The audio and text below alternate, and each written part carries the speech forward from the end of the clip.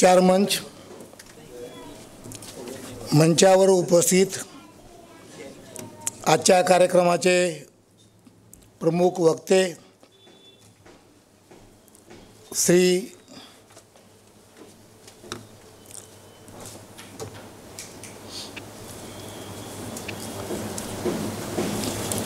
व्यासपीठावरील नितीन पाटलांसोबत असलेले सगळे मान्यवर, पाटील सर आणि नहार सर आणि इतर सगळ्यांची नावं घेत नाही. मला या कार्यक्रमामध्ये अध्यक्ष म्हणून माझे मित्र पाटील सरांमुळे मी या ठिकाणी आज आपल्यामध्ये उपस्थित आहे. मला या कार्यक्रमासाठी मलाही एक चांगली संधी आहे की नितीन पाटलांनाही मला तुमच्या समवेत ऐकायला मिळेल, कारण की आजच्या सगळ्या समाजव्यवस्थेमध्ये जो एकंदरीत समाज आपला वेगवेगळ्या गर्तेत अडकलेला दिसतो, त्या व्यवस्थेला बाहेर काढण्याचं काम पॉझिटिव्हिटीच्या माध्यमातून होऊ शकतं, अशी एक आशादायी व्यवस्था जगभर सगळे विचारवंत मांडत आहेत आणि त्या भूमिकेतून आज पाटील आपल्यापुढे त्यांची भूमिका मांडणार आहेत. मला नहारजी या सगळ्या नियोजनामध्ये या सगळ्या लोकांच्या कौतुक यासाठी वाटतं. पहिलं कौतुक मला आवडलं ते त्यांच्या आमंत्रण पत्रिकेमध्ये जे माजी अध्यक्ष आहेत त्यांचा समावेश करणं ही एक चांगली गोष्ट आहे. म्हणजे आम्ही एकटे नाहीत, तुम्ही आमच्या मागे आहात, तुम्ही सुरुवात केली, आम्ही ते चालू केलेलं आहे. हा जो समावेशकतेचा भाग आहे तो खूपच चांगल्या पद्धतीचा आहे आणि गेल्या 12 वर्षापासून सातत्याने हे अवघड काम आहे. व्याख्यानमाला चालत नाही, बंद पडल्यात, पण 12 वर्षापासून, कारण की मी एक परिषद चालवतो, मी वर्षातून एकच घेतो, पण ते फार अवघड काम आहे. पण ही सातत्य या ठिकाणी आपण सुरू केलेलं आहे, ही एक चांगली गोष्ट आहे. मित्रहो, ज्या निमित्ताने आपण ही व्याख्यानमाला घेतो ते भारतमातेचे सुपुत्र महाराणा प्रतापजी, विद्येची देवता सरस्वती आणि आपण आपलं आराध्य दैवत म्हणून ज्यांच्याकडे पाहतो ते छत्रपती शिवाजी महाराज यांच्या प्रतिमांना अभिवादन करतो. व्यासपीठावरील सगळे मान्यवर आणि आपण या निमाच्या चांगल्या AC असलेल्या सभागृहात बसलेला आहोत. ग्रामशी आणि शुमाचर नावाचा एक समाजशास्त्रज्ञ आहे, पाटील सरांना माहिती असेल. शुमाचर नावाचा समाजशास्त्रज्ञ नेहमी असं सांगतो की स्मॉल इज ब्युटिफुल. म्हणजे सभागृहामध्ये किती हजार लोक आहेत याला महत्त्व नाही आहे.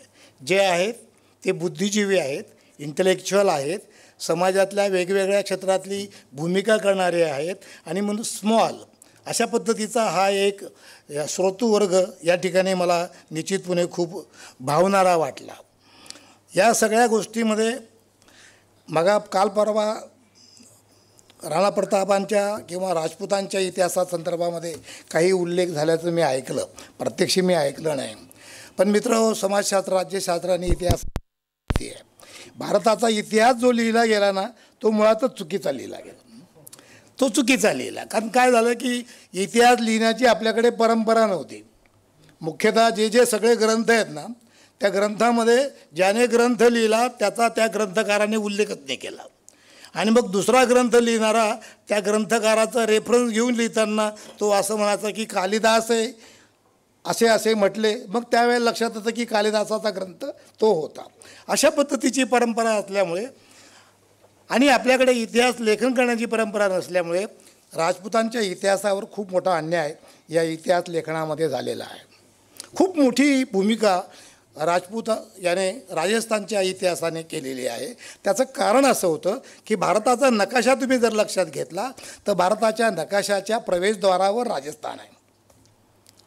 पंजाब आणि राजस्थान हे 2 प्रांत असे आहेत की त्या मार्गाने परकीय लोक भारतात आले आणि येणाऱ्या प्रत्येक माणसाची ह्या समाजव्यवस्थेला, या समाजांना त्या ठिकाणी भिडावं लागलं, त्यांच्याशी संघर्ष करावा लागला आणि त्यांच्याशी तोंड द्यावं लागलं आणि तो जाज्वल इतिहास प्रामुख्याने सांगितला जात नाही. आपण विद्यार्थी असताना इतिहास अभ्यासलेला आहे. मध्ययुगीन इतिहास अभ्यासताना आपल्याला फक्त मोगल हिस्ट्रीच सांगितला जातो. आणि त्या मोगल हिस्ट्रीमध्ये पॅरल कुठतरी मग राणा प्रताप येतात, राणा संघ येतात, शिवाजी महाराज येतात. पण ही मुख्य पात्र आहेत या भारताच्या इतिहासातली, ही सांगितली जात नाही.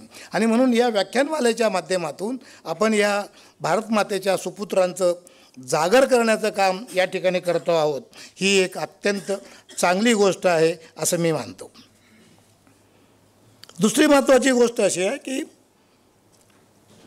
आपल्या देशाला स्वातंत्र्याच्या आंदोलनाची पार्श्वभूमी आहे आणि स्वातंत्र्याच्या आंदोलनाच्या पार्श्वभूमीमध्ये एक महत्त्वाची भूमिका भारताच्या स्वातंत्र्याच्या इतिहासामध्ये केली असेल तर ती व्याख्यानमालांनी केलेली आहे. पुण्यामध्ये असलेल्या व्याख्यानमाला, मुंबईमध्ये सुरू असलेल्या स्वातंत्र्याच्या काळातल्या व्याख्यानमाला आणि त्या व्याख्यानमालेच्या माध्यमातून होणारं प्रबोधन. आणि तुम्हाला समाज बदलायचा असेल तर समाज असा बदलून चालणार नाही, तर त्याचं प्रबोधन करावं लागतं. आणि प्रबोधन करण्यासाठी हा एक चांगला मार्ग आपण सगळ्यांनी या ठिकाणी आयोजित केला. ही अतिशय एक चांगली गोष्ट टिकली. मगाशी नायर सरांनी सांगितलं 3 दिवसापासून जे विषय आपण निवडले ते विषयसुद्धा खरंच खूप चांगले आहेत, समाज उपयोगी आहेत. आपल्याला रोजचे अप्लाइड विषय ज्याला म्हणतो, आपल्याला रोजचा विचार करणारे विषय आहेत. आणि अशा पद्धतीचे चांगले विचार घेऊन आपण ही एक चांगली व्याख्यानमाला या ठिकाणी निर्माण करतो आहोत. मला निमामध्ये मी पहिल्यांदा आलो आणि आल्यानंतर त्यांच्या चेंबरमध्ये बसल्यानंतर तिथे जे लीडर भेटले मला, जे इन्क्लुडिंग निहार, ते सगळे जे भेटले ना, ही या देशाची गरज आहे. ते मगाशी म्हटले उद्योजक बनवा. माणिकशहा नावाचा आपला फील्ड मार्शल होते माणिकशहाने एक ग्रंथ लिहिला आहे, shortage of leadership in India. म्हणजे गल्लीबोळात बुडारी खूप आहे, टोप्या घालणारे, जगा घालणारे, पण लिडरशिप नाही आहे, नेतृत्व नाही आहे. हा तरुण माणूस एक लिडरशिप घेऊन निमामध्ये एक चांगल्या पद्धतीची वेगवेगळ्या आयडिया आणतो, वेगवेगळी कामं करतो. तुमचं जे मंडळ या पद्धतीने अशा पद्धतीचे वेगवेगळे उपक्रम करून तुमच्या समाजामध्ये प्रबोधन करण्याचं काम करतं. ही या काळाची गरज आहे आणि ती भूमिका घेऊन हे मंडळ आणि ही त्यांची निमा ही संस्था ही आज काम करते आहे. आणि त्या व्यवस्थेतून तुम्हाला मग आपले आदरणीय पंतप्रधान म्हणतात राष्ट्र निर्माण करणं आहे. कसं होणार राष्ट्रनिर्माण? राष्ट्रनिर्माण करण्यासाठी माणूस निर्माण करावा लागतो, माणूस घडवावा लागतो आणि माणूस घडवण्यासाठी अशा व्याख्यानमालांची गरज असते. त्यातून संस्कार दिले जातात, विचार दिले जातात, मूल्य शिकवले जातात, दृष्टिकोन शिकवला जातो आणि आपलं व्यक्तिमत्व घडतं. आणि आपल्या व्यक्तिमत्वाच्या घडणीतून समाजाची घडणी होते, समाज परिवर्तन होतं, समाज परिवर्तनातून राष्ट्र परिवर्तन होतं, राष्ट्र घडत असते. आणि म्हणून या संस्काराची खूप चांगली गरज आपल्याला या ठिकाणी आहे असं मला वाटतं. मला दुसरा एक भाग या पदाधिकाऱ्यांचा मला मुद्दाम कौतुक केलं पाहिजे. राणा प्रतापांची जयंती आपण नाही साजरी करायची, मग कोणी करायची? कारण we are belonging of that great personality.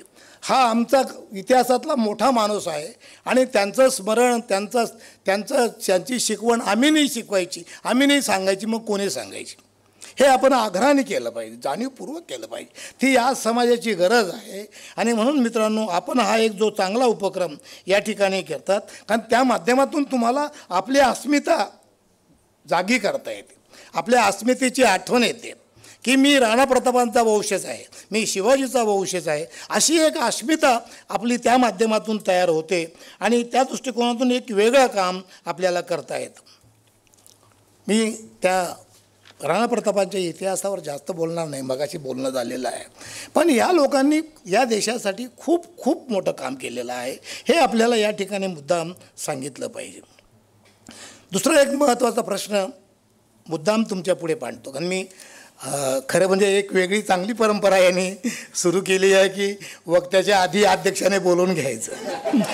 चांगली परंपरा आहे त्या अर्थाने. कारण का पण एक गोष्ट मात्र नक्की आहे, आज एकूणच सगळ्या व्यवस्थेमध्ये हे जरी BJPचे पदाधिकारी असले तरी तुम्ही सगळे इंटलेक्च्युअल क्लासमधून आलेले लोक आहात. मुद्दाम तुमच्या पुढे सांगतो की आजच्या समाजाचं चित्र जे आहे ना, म्हणजे मी माझ्या पिढीमधला, मी ज्या वेळेला तरुण होतो त्यावेळची व्यवस्था, शिकत होतो त्यावेळची व्यवस्था, माझा बाप जे काम करत होता त्यावेळची व्यवस्था, हे मगाशी सांगत होते आपली ग्रामीण भागातली संस्कृती कशी होती. आणि आजची व्यवस्था फार वेगळी आहे मित्रांनो. आज आपण एका विसंगतीमध्ये जगतो आहोत.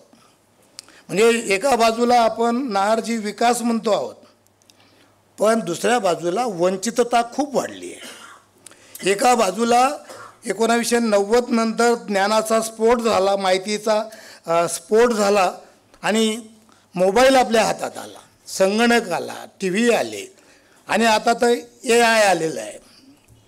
त्यामुळे या सगळ्या माहितीचा प्रस्फोट झाला, पण ज्ञान नाही मिळालं. जे नॉलेज बेस्ड सोसायटी जी आपल्याला करायची होती, जे आपलं स्वप्न होतं, ते स्वप्न आपण साकार नाही करू शकलो.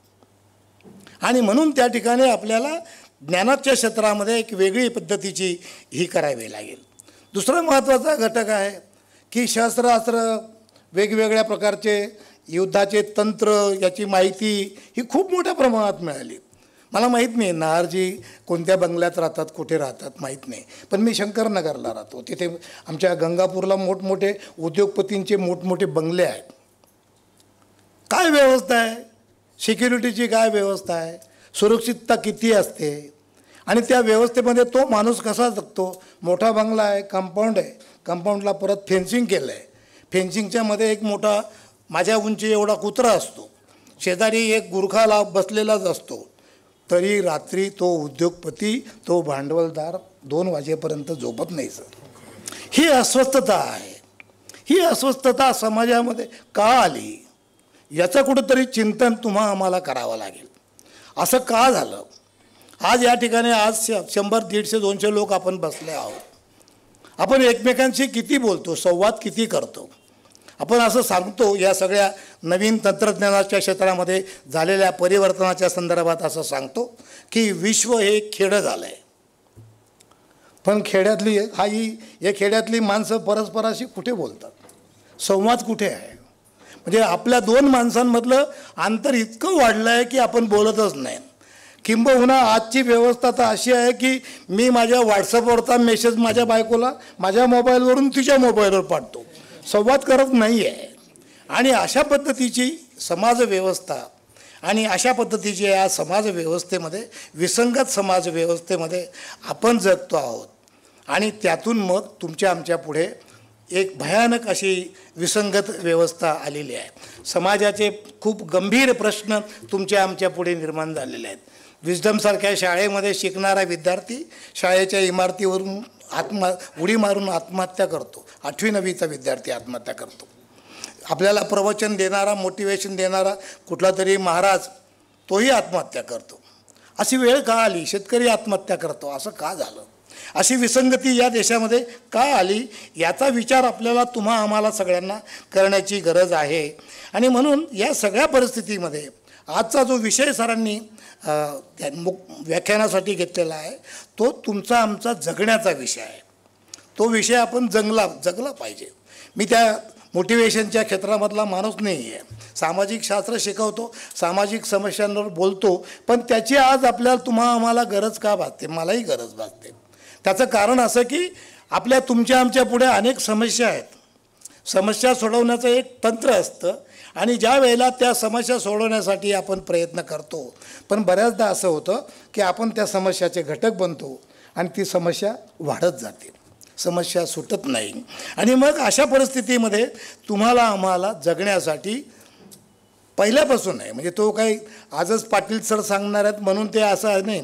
खूप पहिल्यापासून मानव जातीचा या पृथ्वीतलावर जन्म झाला त्या दिवसापासून जे तत्त्वज्ञान सुरू झालं, त्या तत्त्वज्ञानाच्या पहिल्या पायरीपासून जगावं कसं, कशासाठी जगावं, जीवनाची ध्येय काय, या संदर्भामध्ये सगळ्या विचारवंतांनी, सगळ्या संतांनी, आपल्या ग्रंथांनी सगळी मांडणी केलेली आहे.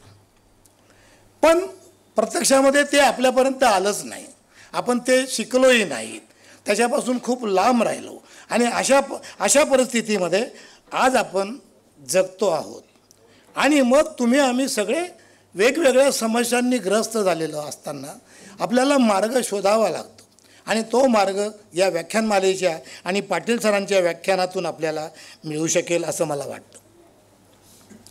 मुद्दाम सांगेल नार सर, परवाच तो आनंदी देशांचा इंडेक्स पाहिला. जगातले आनंदी देश त्यांचा सर्वे केला गेला आणि त्या सर्वे केलेल्या देशांमध्ये आपण कितव्या नंबर आहोत. 143 देशांचा सर्वे केला की 143 देशांमध्ये आनंदी असलेल्या देशांमध्ये आपला नंबर कुठे आहे? आपला नंबर 126 आहे. ही चांगली गोष्ट नाही. आपण अभिमानाने सांगायला पाहिजे की आम्ही जपानला मागे टाकलो, आनंदाची गोष्ट आहे. पण त्यासोबत आपण हेही पाहिलं पाहिजे की आपला पर कॅपिटा इन्कमचा रेशो कुठे आहे. तुम्ही जनतेसाठी चांगलं काम करतायत ही चांगली गोष्ट आहे, पण 80 कोटी लोकांना आपण रेशनच पुरवतो ना, ते गरिबीतच आहेत ना. तर ह्या सगळ्या प्रक्रियेमध्ये आपल्याला हा जो इंडेक्स आहे हा इंडेक्स बदलला पाहिजे. मी जास्त वेळ घेणार नाही आहे, पण मी इव्हिनिंग वॉकला जातो, तिथे आमच्या गावाजवळ 7 झोपड्या आहेत, भिल्लांची 7 झोपडी आहेत. सकारात्मकता कशी असते बा, थंडीचे दिवस आहेत, नवरा बायको झोपडीजवळ बसलेले आहेत, दोघांनी 2-2 प्रत्येकाने 1-1 गोधडीच पांघरलेली आहे. पण नवरा त्या बायकोला सांगतो, अहो आपला पा तरी गोधडी ज्यांना पा गोधडीने त्यांना काय होईल. म्हणजे विचार करा सकारात्मकता कशी आहे, जगण्याची रीत कशी आहे. ही जगण्याची रीत आहे की आहे त्याच्यामध्ये तुम्ही समाधानी राहून आपल्याला वे आउट मार्ग कसा काढता येईल हे समजून घेण्याची एक गरज आपल्या या सगळ्या याच्यामध्ये आपल्याला दिसायला पाहिजे. म्हणून तुमची लाईफस्टाईल जी आहे, जीवन जगण्याची पद्धत जी आहे ती कुठतरी आपण एकदा बदलली पाहिजे. कसं असतं त्याच्यामध्ये व्यक्तिमत्वामध्ये किंवा जीवन जगण्याच्या पद्धतीमध्ये 4 प्रकारचे मार्ग सांगितले जातात. बरेच लोक अंधाराकडून अंधाराकडेच जातात, मार्गच नसतो त्याला. दारिद्र्य आहे, अशिक्षित आहे, गरिबी आहे, कुठे ज्ञान नाही मिळालं, तो झोपडीतच आहे, झोपडीतच मेला, असा एक वर्ग आहे ना. म्हणजे तो अंधाराकडून अंधाराकडेच गेला, त्याला प्रकाश मिळालाच नाही, संधी मिळाली नाही किंवा ती त्याने घेतली नाही. आणि तो एक वर्ग असतो. पण दुसरा एक वर्ग असतो जो अंधारातून प्रकाशाकडे जातो. ती एक वेगळी वाट असते, ती वाट अवघड असते, संघर्षाची असते, प्रयत्नाची असते, पण तशी वाट घेणारे लोक खूप आहेत. महात्मा फुले होते, डॉक्टर आंबेडकरांचं उदाहरण आपण घेतो, ते कसे शिकलेत, कसे ते प्रकाशाकडे हे आपण पाहतो. पण त्याचसोबतच प्रकाशाकडून प्रकाशाकडे जाणारे काही भाग्यवान लोक असतात आणि त्यांच्याकडे श्रीमंती असते, शिक्षण असतं, सरस्वती असते, लक्ष्मी असते आणि म्हणून त्या माध्यमातून पुन्हा ते त्या प्रगतीने करतात, विकास करतात. उदाहरणार्थ नेहरू असतील, नेहरूंचं सांगितलं जातं की ते सोन्याचा चमचा घेऊन जन्माला आले. श्रीमंती होती, वकील त्यांचे खूप मोठे, वडील त्यांचे खूप मोठे वकील होते, खूप संपत्ती होती आणि ती त्याने त्या पद्धतीने प्रकाशाकडून प्रकाशाकडे नेण्याचा प्रयत्न केला असं आपल्याला दिसून येते. पण या सगळ्या प्रक्रियेमध्ये आजच्या व्यवस्थेमध्ये जे अंधारात आहेत त्या अंधारांना प्रकाशाकडे नेण्यासाठी आपल्याला या योजनेच्या माध्यमातून या व्याख्यानमालेच्या माध्यमातून आपल्याला खूप चांगल्या पद्धतीचा प्रयत्न करता येईल असं मला वाटतं. लहान गोष्ट आहे, 2 कैदी तुरुंगामध्ये असतात. मी बऱ्याचदा तुरुंगामध्ये जातो, म्हणजे तुरुंगाच्या कैद्यांचे सर्वे असोत किंवा ते असोत, किंबहुना अंदमानला गेलो, सावरकरांचाही तुरुंग पाहिला. त्याची ती बऱ्याच जी असते ना ती अशी 8x10ची अशी लहानशी असते, एक खिडकी असते लहानशी. एक कैदी एका बराकीत, दुसरा कैदी दुसऱ्या कैदीत, कम्युनिकेशनची सोय नाही, पण ते एकमेकांचा आवाज ऐकायचे आणि एकमेकांशी असं बोलायचे, काय रे काय तसं. तो 2 कैदी एकमेकांशी बोलायचे. ते एक कैदी रोज सकाळी उठला का त्या दुसऱ्या कैद्याला सांगायचं, अरे काय नुसतं बसून राहिलास, खिडकीकडे पहा ना, सकाळ किती झाला आहे, सूर्यप्रकाश चकाकतो आहे, पक्षी चिवचिव करत आहेत, हिरवीगार झाडी आहेत, नदीचा प्रवाह ऐकू येतो का तुला, मला ऐकू येतो आहे, असं तो रोज सांगायचा त्याला, रोज सांगायचा. आणि तो काहीच बोलायचा नाही, तो ऐकायचा फक्त. आणि जेव्हा दोघं कैदी बाहेर पडलेत, सुटलेत, तेव्हा त्याला कळलं की तो वर्णन करणारा जो होता तो आंधळा होता. तो, त्याला काही दिसतच नव्हतं, जगत पूर्ण अंधारच होतं. पण त्याची मानसिकता, त्याचं मन पॉझिटिव्ह होतं. तो जगाकडे त्या अंतर्मनातून पाहत होता आणि दुसऱ्या खोलीतला डोळस होता तो पाहत नव्हता. हे सगळं विश्वाचं असं हे एक चित्र आहे आणि ते चित्र आपल्याला कसं बदलता येईल. काल परवा मी एक क्लिप वाचत होतो. सकाळचा ब्रेकफास्ट आपले भारतातील सगळ्यात श्रीमंत असलेले अंबानी सकाळचा ब्रेकफास्ट करत आहेत आणि त्याच वेळेला एक शेतकरी शेतामध्ये त्याचा ब्रेकफास्ट करतो आहे. त्या दोघांचा मेनू काय असेल? काय असेल? अंबानीच्या मेनूमध्ये काय असेल? उकडलेली मेथी,